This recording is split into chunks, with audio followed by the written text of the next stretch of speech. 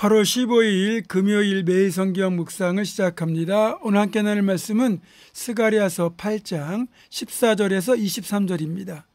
스가랴서 8장 14절에서 23절 말씀을 제가 봉독합니다.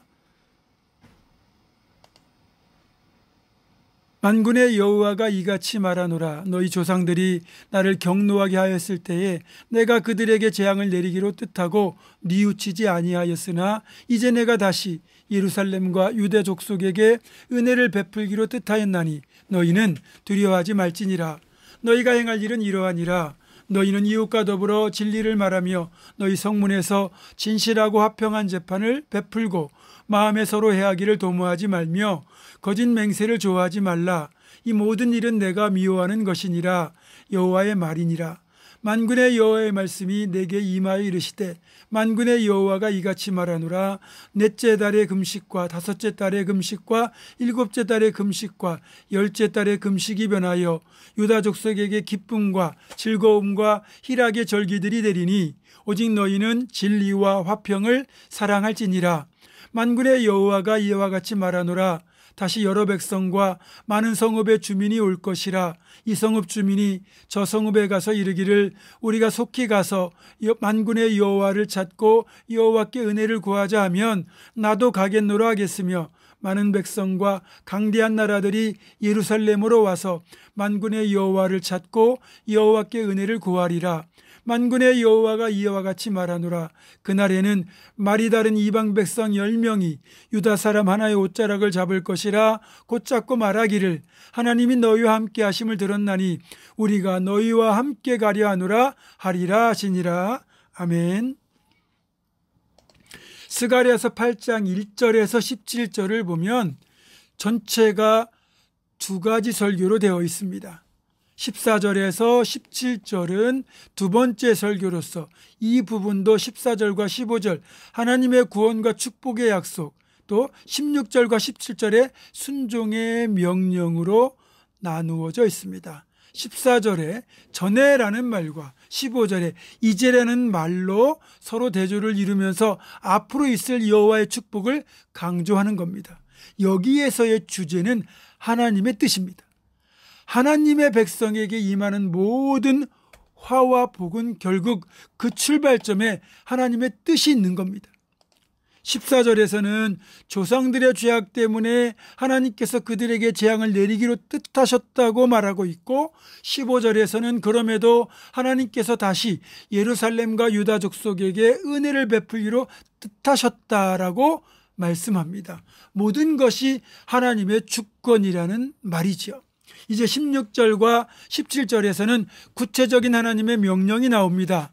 이웃과 더불어 진리를 말하고 진실하고 화평한 재판을 베풀고 마음에 서로 해하기를 도모하지 말고 거짓 맹세를 하지 말라고 하시면서 이런 것들은 하나님께서 미워하는 것들이다 라고 분명히 말씀합니다. 솔직히 지금 이 시대에도 새겨 들어야 될 명령입니다. 얼마나 진리가 외면을 당하고 진실이 왜곡되고 불의한 재판이 이루어지고 이익을 위해서라면 거짓을 밥 먹듯이 행하는 시대 아니겠습니까? 우리 자신은 이 명령에 비추어 볼 때 부끄러운 모습은 없는지 돌아보아야 합니다. 18절에서 여호와의 말씀이 다시 스가랴에게 임하는데 4월과 5월, 7월, 10월에 있는 금식이 변하여 축제와 같은 절기가 될 것이라고 말씀하십니다.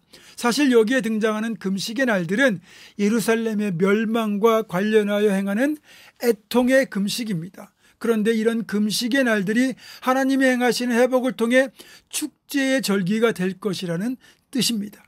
그러면서 이제부터는 진실과 화평을 사랑하라는 권면을 덧붙이십니다. 모든 관계, 하나님과의 관계를 포함하여 인간관계는 서로 진실하고 거짓이 없는 관계여야 합니다. 진실하지 못하고 거짓되면 하나님과의 관계도 망가지고 인간관계도 결국 망가질 것이고 세상이 그만큼 악해지는 겁니다. 우리들은 정말로 진실해야 할 것입니다. 20절 이하에서는 이방의 백성들이 예루살렘으로 몰려오게 될 것을 말씀하고 있습니다. 무엇보다 이 말씀을 하신 분이 바로 하나님이시라는 거죠. 만군의 여호와가 이렇게 말하노라. 그렇게 몰려오는 이방의 백성들이 얼마나 많은지 그들 10명이 유다 사람 하나를 붙잡고 말하게 될 것이라고 하죠. 이제까지는 소수의 이스라엘 백성이 한 성읍 베델에서만 왔는데 이제는 여러 성읍에서 여러 백성이 여호와께 은혜를 구하러 가자라고 말하고 있습니다. 23절에서는 이스라엘에게만 있는 축복에 대하여 마지막으로 말하고 있습니다. 옷자락을 잡는다는 말은 상대편에게 복종하고 간구하는 모습을 표현하는 말인데 고대 근동에서 종종 사용하던 관용구입니다. 사무엘 대신 제사를 집례했다가 하나님이 사울을 버렸다는 책망을 받았을 때 사울이 사무엘의 옷자락을 잡고 간청하던 장면이 대표적인 이런 모습입니다. 옷자락을 잡는 이 모습. 여러분, 이방인들이 이스라엘 사람들의 옷자락을 잡는다는 것은 이스라엘의 하나님 여호와께서 참되신 하나님이라는 것과 그 여호와 하나님께서 이스라엘 백성들에게 내시는 복이 참된 것임을 인정하고 자신들도 그 하나님 앞에 나아가 하나님으로부터 복을 받기를 원한다는 그런 뜻입니다. 그렇게 찾아오는 이방인들이 얼마나 많은지 이방인 10사람이 한 명의 유다 사람을 붙잡고 하나님이 너희와 함께 하심을 들었나니 우리가 너희와 함께 가려 하노라 이렇게 말한다는 겁니다. 모든 열방이 하나님께 돌아와 하나님을 경배할 것이라는 예언이 성취되는 것입니다. 이런 말씀을 종합해 볼 때 우리에게 주시는 위로가 매우 큽니다. 많은 성도가 현재 겪고 있는 고난으로 인해 눈물을 흘리며 때로는 절망하기도 하잖아요. 현재 겪는 고통 속에서 전혀 미래가 보이지 않을 때 하나님께서는 이렇게 이스라엘의 회복이라는 메시지를 통하여 우리에게 소망을 주고 계신 겁니다.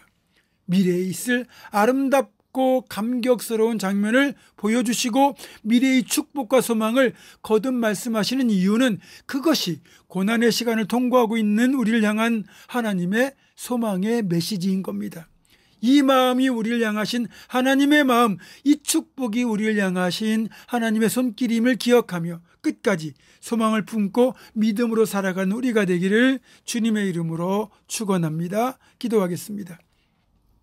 고마우신 아버지 하나님, 하나님께서 이루실 놀라운 회복을 오늘 말씀에서 발견합니다. 우리가 고난 가운데 있을지라도 반드시 우리를 회복시키시고 그리고 축복의 자리에 이끄실 것을 우리가 믿음으로 하나님의 말씀을 붙잡고 소망 가운데 나아갈 수 있도록 인도하여 주시옵소서.